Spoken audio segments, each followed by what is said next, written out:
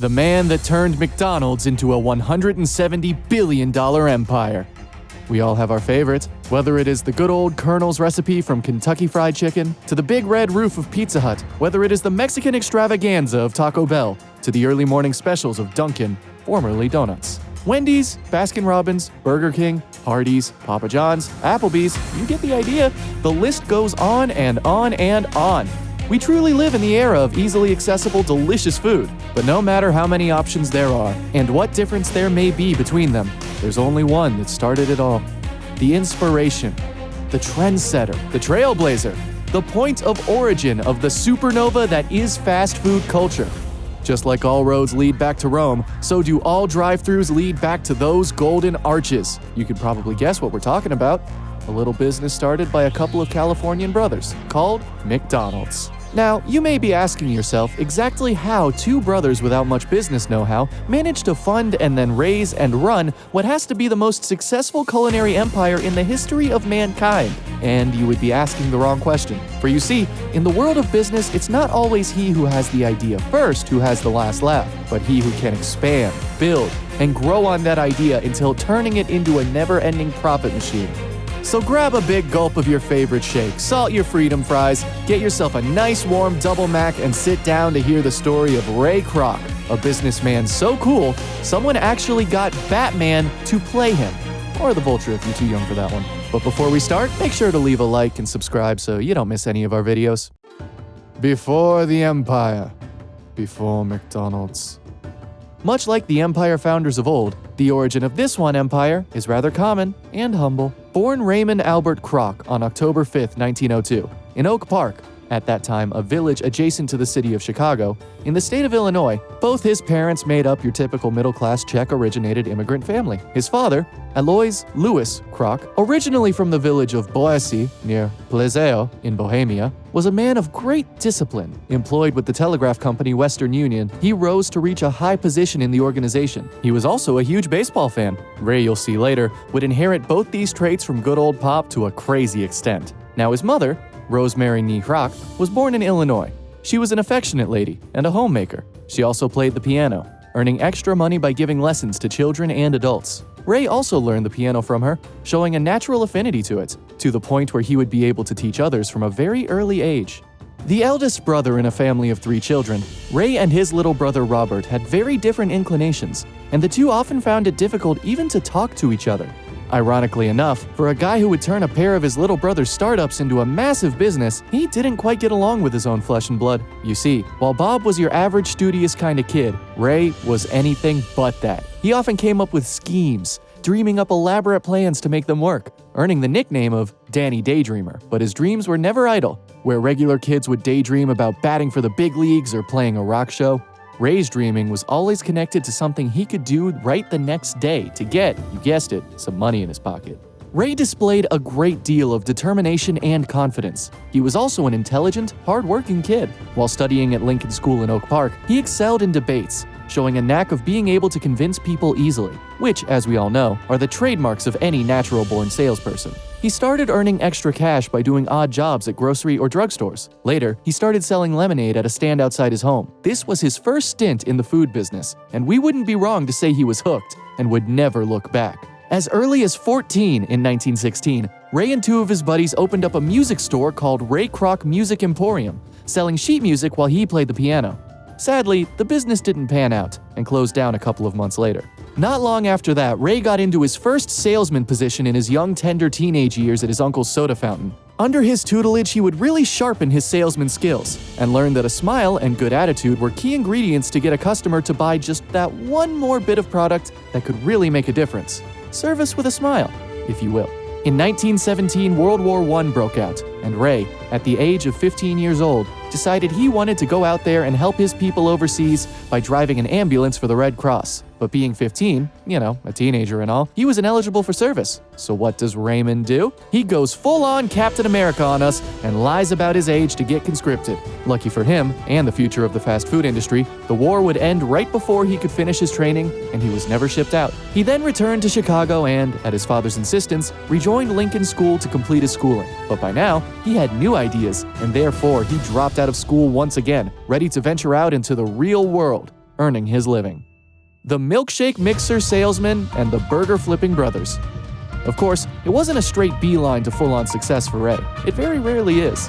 In 1919, at the age of 17, he began his career in sales, supplementing his income as a pianist at a nightclub and as a DJ at the local radio station. Subsequently, he held a series of jobs, selling everything from real estate in Fort Lauderdale to feminine accessories and embellishments. For a while, he also joined American Stock Exchange in New York, reading ticker tapes and translating symbols. Finally, at the age of 21, he got his first steady job as a salesman at Lily Tulip Paper Cup Company. Young, ambitious, and hardworking, he now traveled around the country selling paper cups, which he knew were there to stay. Rule number 1 of any good salesman: have a good product, right? Ray was noted as being the type of guy who took close care of his customers' needs, always keeping in touch with them, to the point where he could pretty much predict when he was going to be selling to them again. In no time, he was counted as one of the top salesmen of the company, no small feat for his young age. Fast forward to 1938. While still selling paper cups, Kroc meets a certain gentleman called Earl Prince. He has invented something called the multi-mixer, which was actually a milkshake mixer with 5 spindles. Usually such shakers had 1 spindle that churned out 1 milkshake at a time, while the milkshaker could churn out 5. A revolution in the shaking of the milk industry, to say the least. And so by then, after 16 years of service at Lily Tulip Paper Cup Company, Ray was feeling rather frustrated and stuck at his station. Not much upwards mobility in the paper cup trade, you see. Realizing that the multi-mixer had great potential and could be his key to an even higher field of play, he got exclusive marketing rights for the product, and at the age of 37, gave up his secure job to form Prince Castle Sales to try his luck out on his own once again. Things didn't quite go as planned. At first, the response was good, selling 8,000 mixers in a good year. Slowly, though, people's priorities began to change, and his main customers, the restaurants and soda fountain vendors in cities, began to suffer, resulting in a dip in his sales. The Hamilton Beach drink mixers also offered a steep competition. And yet, our friend Ray noticed that a certain restaurant business with 8 locations in California and seated in San Bernardino wasn't just ordering the same bulk of milkshakers, but actually increasing their demand. Intrigued, he decided to go check it out himself. Enter Richard and Maurice McDonald, and of course their drive-in restaurant with no indoor sitting arrangements, McDonald's. Looking around, Kroc found that the restaurant used an assembly line format to prepare and sell a large volume of food in a very short time. Moreover, the menu was limited to cheeseburgers, hamburgers, fries, drinks, and milkshakes. But the sale was so huge that it ran 8 of his mixers continuously, raising the golden arcs. On April 15, 1955, Kroc opened his first restaurant in Des Plaines, Illinois. By the year's end, he had opened 2 more, grossing $235,000 in sales. Everywhere, he used the McDonald Brothers format, paying special attention to cleanliness. He even had some very strict rules on the layout of the business and where to build them. This included establishing locations only in suburban areas. Restaurants were not allowed to build in downtown and urban areas since more impoverished residents might break in and enter after the main business hours were over.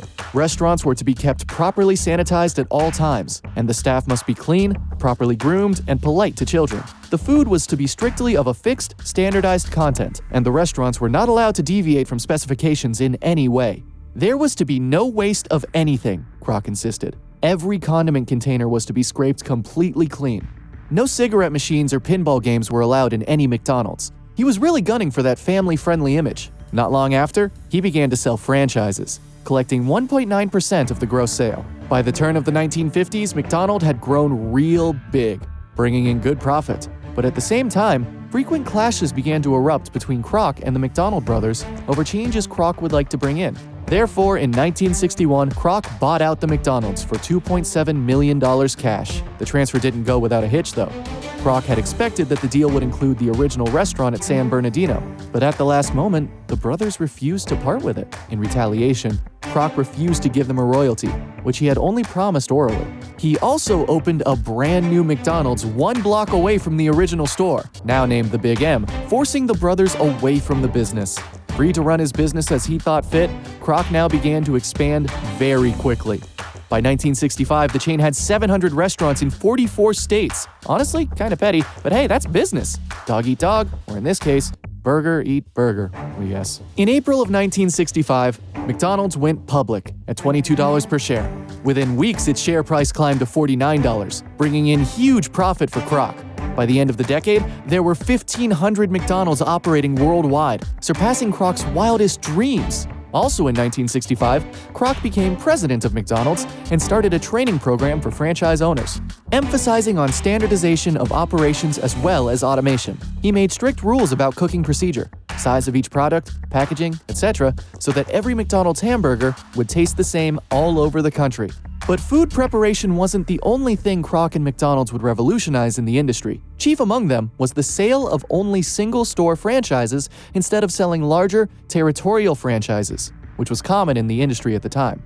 Kroc recognized that the sale of exclusive licenses for large markets was the quickest way for a franchise to make money, but he also saw in the practice a loss in the franchise's ability to exert control over the course and direction of a chain's development. Not only that, but the failing of one franchise owner would mean a much lesser impact to the overall business. Here's a story for you.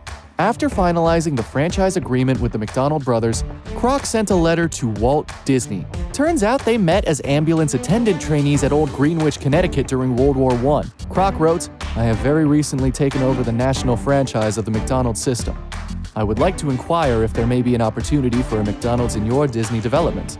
According to one account, Disney agreed, but with a stipulation to increase the price of fries from 10 cents to 15 cents, allowing himself the profit. Kroc refused to gouge his loyal customers, leaving Disneyland to open without a McDonald's restaurant. The baseball saga. Kroc retired from running McDonald's in 1974.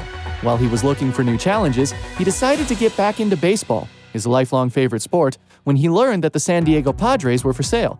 The team had been conditionally sold to Joseph Tanzanski, a Washington, D.C. grocery chain owner who planned to move the Padres to Washington. However, the sale was tied up in lawsuits, and then Kroc purchased the team for $12 million, keeping the team in San Diego. In Kroc's first year of ownership in 1974, the Padres lost 102 games, yet drew over 1 million in attendance, the standard of box office success in the major leagues during that era. Their previous top attendance was 664,772 people in 1972. The San Diego Union said Kroc was, above all, a fan of his team. On April 9, 1974, while the Padres were on the brink of losing a 9-5 decision to the Houston Astros in the season opener at the San Diego Stadium, Kroc took the public address microphone in front of 39,083 fans. "I've never seen such stupid ball playing in my life," he said. The crowd cheered in approval.